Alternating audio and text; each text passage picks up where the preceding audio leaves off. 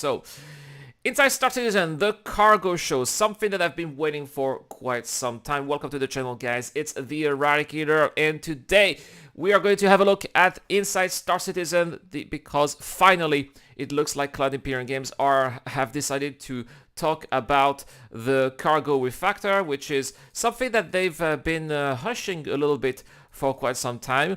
It seems like they have been trying to wait for the last moment to see whether or not it would be a go or not on 3.18. Usually when they communicate on these events, it means that they feel quite confident that they will be able to make it. So let's have a look and let's see what the developers have to say about the upcoming cargo refactor. It's been a while, it's been a couple of months since the last time that we've seen updates on the cargo refactor. It was very early in progress, especially I think the last time when we saw that we talked about the panels, right? So it was not really there was not much content to talk about. So I really hope that this time it's going to be more interesting. And well, let's get started here. Got the brand new looks. 318, the future is bright for cargo. Now, that's already something that I like. The future is bright for cargo. Lots of you guys who watch the channel are also big fans of cargo hauling. I am also a big fan of cargo hauling, something that I love to do as well. And so far, this doesn't look like anything new here. It looks like the current, yeah, that is totally the current cargo panel. Moving away from the simplistic implementation that we had before. Okay, I should have kept it running. Yes, they are moving away from a simplistic iteration that we have now. Just something that's more of a real simulation. Ah, they want to make it look more like a simulation. There we go. This is what I'm talking about here. The brand new commodity kiosk using building blocks also. And looks like, oh, so actually Stims here is actually tobacco is called Stims. I had never thought about it, but of course, because sometimes we do see people smoking in some of the cinematics from Cloud Imperium Games, so yeah, it definitely makes sense here.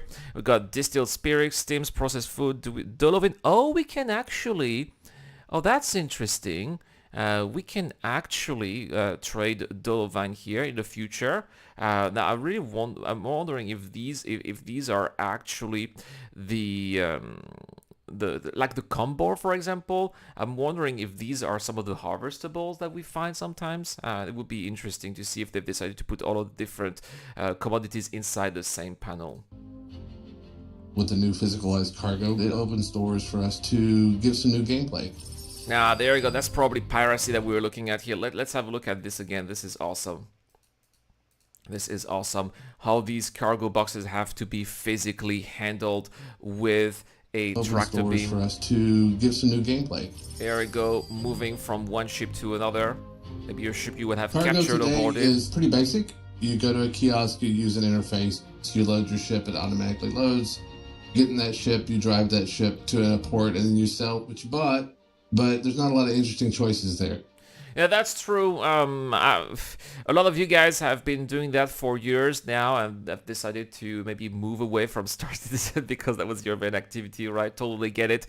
And it was about time that this type of gameplay was getting its refactor. It's basically been the same type of gameplay ever since the beginning back in 3.0. And yeah, really glad that it's finally changing here. With the current implementation, whenever we designed it, oh we my did God, not Chef have vacuumed the me. That's tractor awesome. beams that we have now.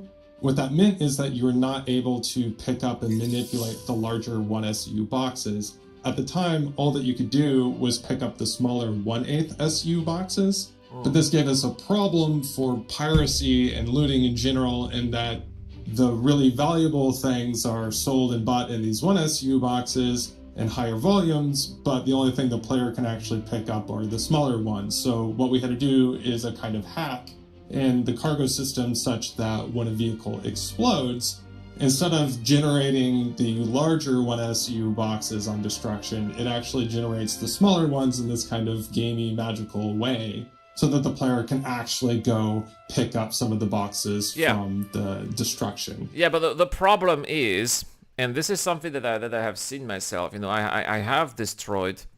I know, right? I have destroyed some ships with cargo, and you never see this amount of boxes. It's because probably because of the amount of entities that it spams, right? Or maybe because there's no persistence. I suppose that they've done that with an internal build with persistence entity streaming, because the reality is you never have this amount of cargo. At most, maybe you have, 15 or 20 boxes. But you never have like hundreds of boxes.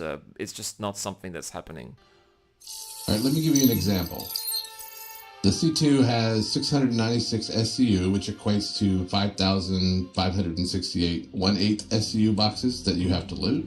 That's right. Can you imagine if the game was actually rendering 5,000 of those small boxes? It's ridiculous. That's why there's no way that there was any possibility for pirates to make any kind of money, because first the game would not generate all of those boxes, and then can you imagine you have to put all of those 5,000 boxes manually inside that ship? It would have taken hours. You would have wasted your time, and then by that time you would have put all those individual boxes into your ship. The game would have crashed. There would have been a 30k error. It just would not have worked. But the ship exploding should damage some of those boxes, and we want to have about 40 to 50% survive that explosion. So that's still about 2,000 1/8 SCU boxes. But then there's server performance issues to consider. There we go. So what we've actually been doing is capping that at 10% boxes being generated. However, on top of that, it's an incredibly tedious experience, because now that's, if you were to do the math, about 400 boxes that you have to go pick up. I have never seen that. I don't know if you guys have seen these kind of boxes here when you blew up a cargo ship. I have never seen that happening. That is not true. Collecting all of those by hand without a tractor beam.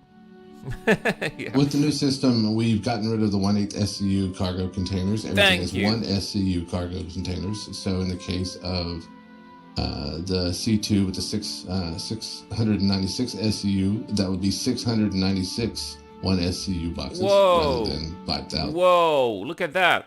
Look at that! These are the big boxes. These are the big cargo boxes here, flying in the sky as you blow up the ship. All of that is money, guys. Every single one of those boxes is a real entity in the game, like any other entity in the game. It is tracked in the database as a persistent entity now that we have the new persistent entity streaming architecture. And it means that now that there are entities that are persistent, they can be interactable. So now you can do things like use the tractor beams to pull them out of the cargo hold. It'll put them into a cargo hold.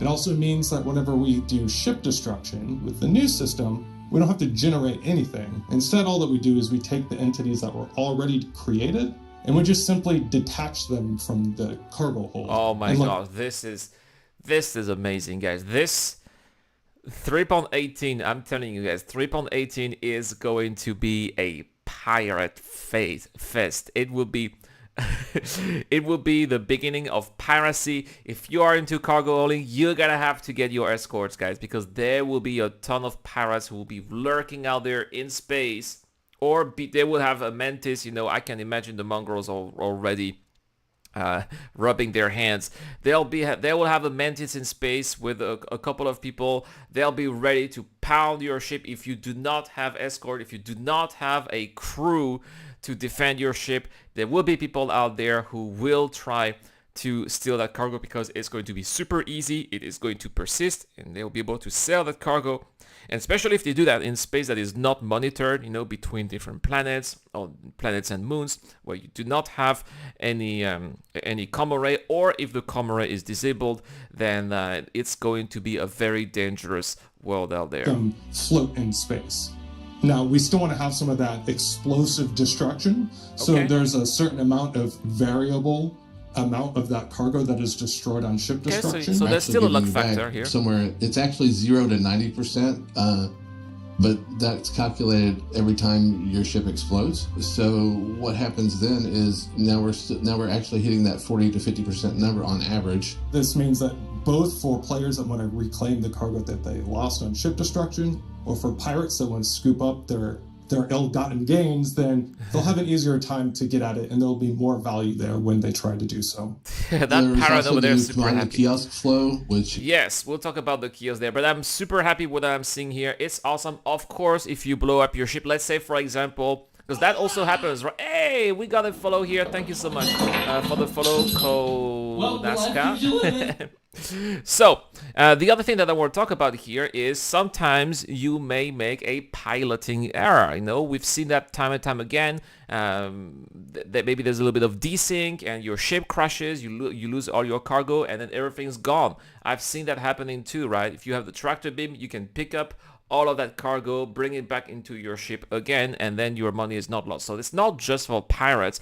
It can also be something that's very interesting for clumsy pilots or pilots who may not be so experienced. Is a step in the right direction for helping you understand what you're buying and what you're selling and what's available at the places where you buy and sell. Now that's great because I would say that the current system is very shady. You don't really know what kind of what is in the inventory. You know when there's nothing left in the inventory because you can't buy anything, but you don't really know the supply, the demand, how much you're going to be able to sell, how much you are going to you will be able to buy, how much you're going to be able to buy somewhere else so that you can sell it back to where you're going. This new system is going to be allowing to get all these kind of information. You're going to be able to go to all different kinds of locations where they have those kiosks. You're going to be able to have your own spreadsheet so that you know where you're going to buy at what price and we're going to sell it at the best price, and it's going to overall make trading a much more interesting experience, something that's going to be probably more on par